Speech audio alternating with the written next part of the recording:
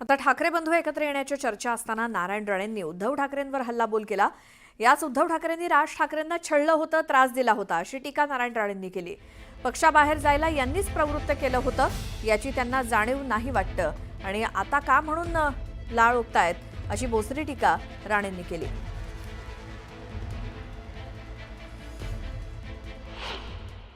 असं आहे की नारायण राणेंना आताच राज ठाकरेंची जर काही प्रेम आलं असेल तर 8 दिवसापूर्वी मनसेचे नेते श्री प्रकाशजी महाजन यांनी नारायण राणेंना त्यांची जागा दाखवलेली आहे। तो जरा तुम्ही त्या क्लिप काढून व्हायरल करा। नारायण राणे यांनी राजसाहेब ठाकरेंबद्दल किंवा त्यांच्या मुलानं जे वक्तव्य केलं त्याबद्दल प्रकाश महाजन यांनी सांगितलंय नारायण राणे हा एहसान परामोश माणूस आहे असं प्रकाश महाजन म्हणाले। ते तुम्ही वक्तव्य काढून बघा। त्यामुळे मला असं वाटतं की त्यांनी दिलेलं उत्तर पुरेसं आहे। नारायण राणेंनी इतरांची काळजी करण्यापेक्षा तुम्ही तुमचा पक्ष का सोडलात? तुम्ही पक्ष काढलात तुमचा आणि 1 वर्षामध्ये आपला पक्ष का सोडलात त्याचं उत्तर महाराष्ट्राला द्या।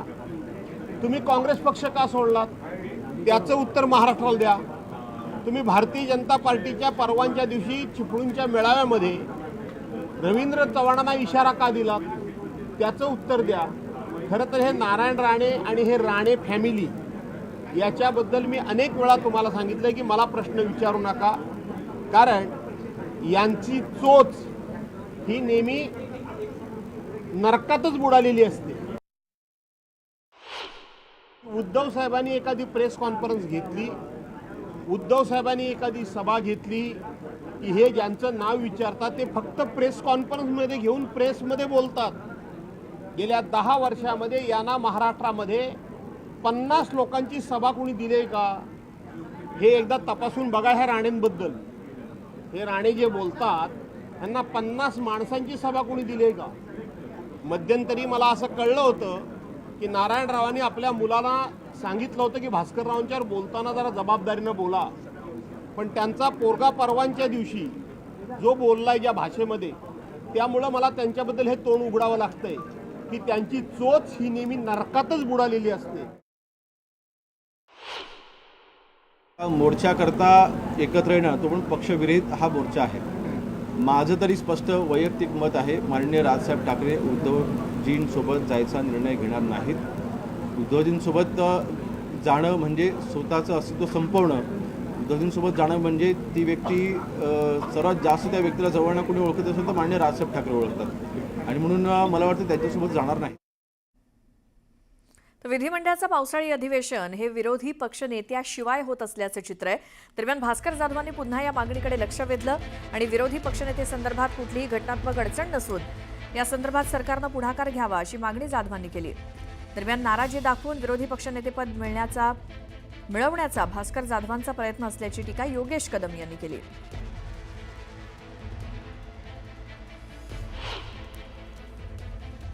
विरोधी पक्षनेता हा ज्या पक्षाची सदस्य संख्या जास्त असेल त्या पक्षाचा निवडावा ही घटनेमध्ये तरतूद आहे।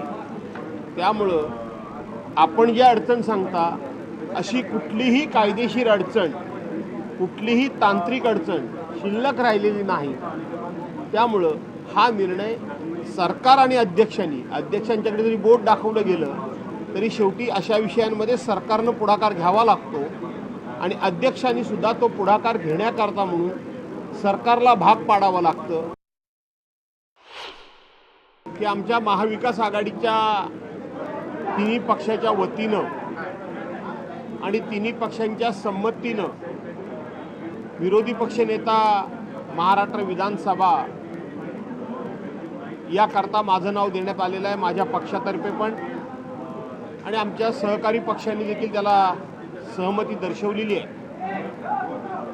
आणि केवळ सहमती दर्शवली अशातला भाग नाही, तर काँग्रेस, राष्ट्रवादी काँग्रेस आणि शिवसेना म्हणून आम्ही माननीय मुख्यमंत्री महोदयांना भेटलो, उपमुख्यमंत्री महोदयांना भेटलो, अध्यक्षांना सुद्धा 4-4 वेळा भेटलो, परंतु अद्यापपर्यंत त्यांनी विरोधी पक्षनेतेपदाचा निर्णय हा जाहीर केलेला नाही.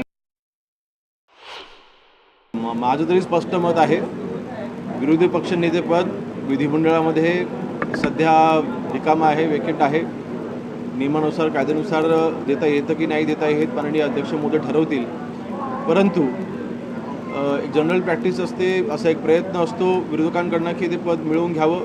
कारण शेवटी हाऊस जे विधिमंडळ चालवत असताना सत्ताधारी पक्षासोबत विरोधी पक्ष देखील तितकाच ताकदीनं हवा आहे आणि त्या दृष्टीने त्यांच्या कार्याची माझं असं मत आहे, त्यांचा प्रयत्न आहे की स्वतःच्या नेत्यांना खुश करून विरोधी पक्षनेतेपद मिळवून घ्यायचं, नाराजी व्यक्त करून स्वतःचं महत्त्व वाढवून घ्यायचं आणि त्या पदासाठी त्यांचं हे सगळं चाललेलं खटाटोप आहे.